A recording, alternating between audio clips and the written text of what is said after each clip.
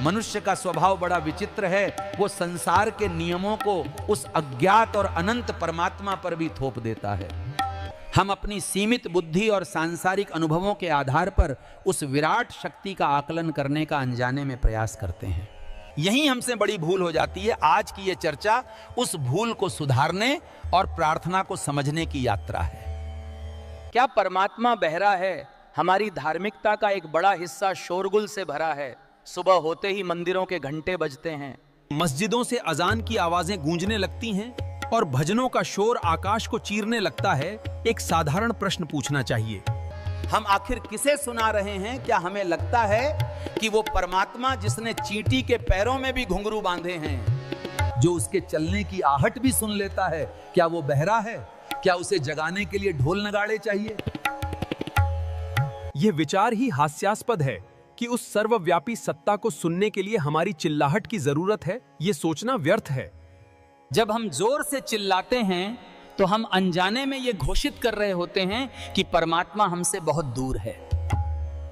हम मान लेते हैं कि हमारे बीच इतना फासला है कि बिना चीखे हमारी आवाज उस परमात्मा तक पहुंचेगी ही नहीं। लेकिन सत्य विपरीत है। चिल्लाना वहां पड़ता है जहां दूरी हो, और जहां निकटता होती है वहां फुसफुसाहट भी काम करती है। जहां एकता हो वहां मौन ही भाषा है। मूल भूल यह है कि हम परमात्मा को बाहर तलाशने की कोशिश करते हैं, जबकि वो यहां भीतर विराजमान है। जब वो तुम्हारे भीतर ही बैठा है तो घंटे बजाकर तुम किसे संकेत दे रहे हो? ये ऐसा ही है जैसे कोई अपने ही घर में बैठे परिजन को बुलाने के लिए घर के बाहर जाकर आवाज लगाए। परमात्मा तुम्हारी श्वासों से अधिक निकट है। वो हृदय की धड़कन में है और तुम्हारे विचारों से पहले तुम्हारे भाव जानता है। उसे सुनाने के लिए शब्दों की नहीं, भावों की आवश्यकता है। जब तुम बाहर शोर मचाते हो तो ऊर्जा व्यर्थ करते हो। तुम्हारी पूजा और तुम्हारी प्रार्थना कोई बाहरी आडंबर नहीं है, बल्कि ये सब तो एक गहरी आंतरिक यात्रा होनी ही चाहिए। आंखें बंद करना केवल शारीरिक क्रिया नहीं, एक प्रतीक है। इसका अर्थ है बाहर के जगत से संपर्क तोड़कर भीतर जाना। जैसे ही तुम आंखें बंद करते हो और चुप हो जाते हो, तुम्हारी प्रार्थना उस परमात्मा तक अपने आप पहुंच जाती है। वास्तव में प्रार्थना कहीं पहुंचती नहीं है। प्रार्थना का जन्म ही तब होता है जब तुम भीतर से पूरी तरह मौन होते हो। हम जीवन के गणित को परमात्मा पर लागू करने की गलती करते हैं। दुनिया में बात सुनाने के लिए जोर से बोलना पड़ता है, क्योंकि सामने वाला व्यक्ति बहरा नहीं है, बल्कि वो व्यस्त है। संसार में हर कोई हजार तरह के विचारों में डूबा है।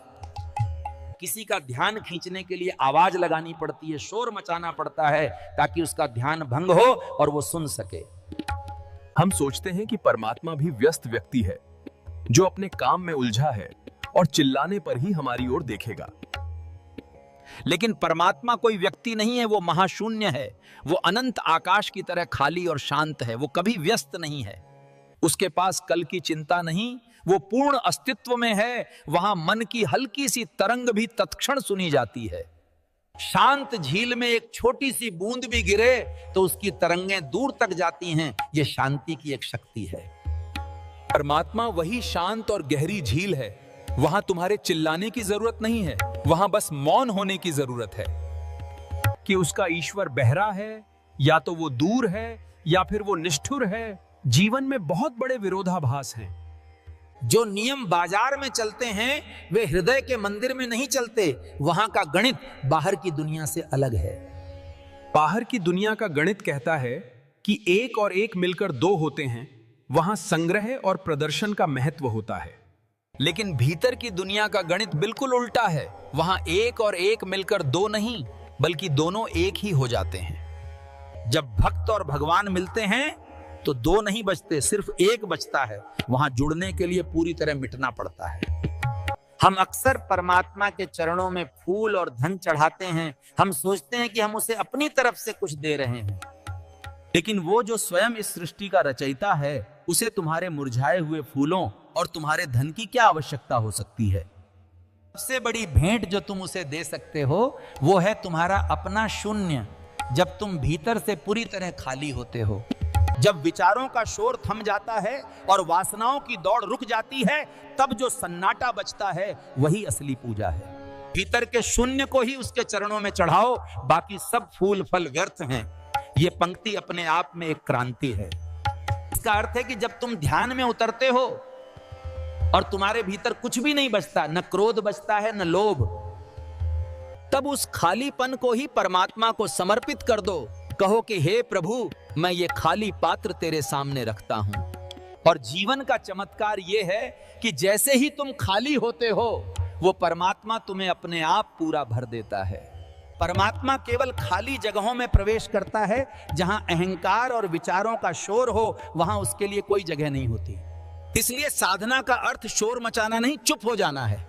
क्या तुमने कभी गौर किया है, जब तुम बहुत दुखी होते हो, जब तुम बहुत आनंद में होते हो, तब भी तुम मौन हो जाते हो। भाषा केवल बीच के उथले अनुभवों के लिए है। जो बहुत गहरा है वो शब्दों में नहीं समाता। परमात्मा सबसे गहरा अनुभव है, वो शब्दों के जाल में कैसे आ सकता है। धार्मिक लोग सोचते हैं कि मंत्रों का जाप जोर से करने से पुण्य मिलता है। वे मंत्र का असली उद्देश्य नहीं समझते। मंत्र का उद्देश्य मन शांत करना है। असली अजान वो है जो तुम्हारे दिल से निकलती है और तुम्हारे भीतर गूंजती है। असली मंदिर का घंटा वो है जो तुम्हें जागृत करता है, न कि वो जो तुम्हारे पड़ोसियों की नींद खराब करता है। हमें अपनी दृष्टि बदलनी होगी। हमें यह समझना होगा कि परमात्मा कोई बाहरी सत्ता नहीं है जिसे खुश किया जाना चाहिए। वो हमारी चेतना का शुद्धतम रूप है। अगली बार पूजा से पहले बाहर के दरवाजे बंद करने से पहले आंखें बंद करो। जुबान से बोलने से पहले विचारों को चुप कराओ। उस आंतरिक सन्नाटे में डूबो। उस खालीपन में ही उसका वास होता है। याद रखो, परमात्मा बहरा नहीं है, हम बहरे हैं। अपने ही विचारों के शोर के कारण हम उसकी खामोश आवाज नहीं सुनते। पूजा उसे सुनाने के लिए नहीं, बल्कि खुद को इतना शांत करने के लिए है कि हम उसे अपने भीतर सुन सकें। यही धर्म का असली सार है और यही अध्यात्म का अंतिम गणित है, जिसे हमें अपने जीवन में उतारना ही होगा।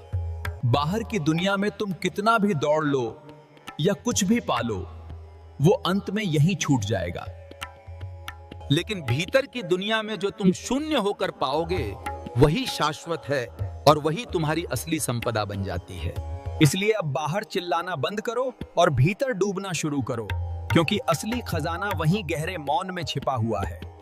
व्यर्थ के शब्दों को छोड़ो और मौन को अपनी प्रार्थना बनने दो। ये मौन ही परमात्मा से मिलने का द्वार है। जब तुम शांत होते हो, तभी तुम उस विराट शक्ति से जुड़ पाते हो जो कण कण में समाई हुई है। क्योंकि जब तुम पूरी तरह चुप होते हो, तभी परमात्मा बोलता है और उसकी आवाज तुम्हें सुनाई देने लगती है।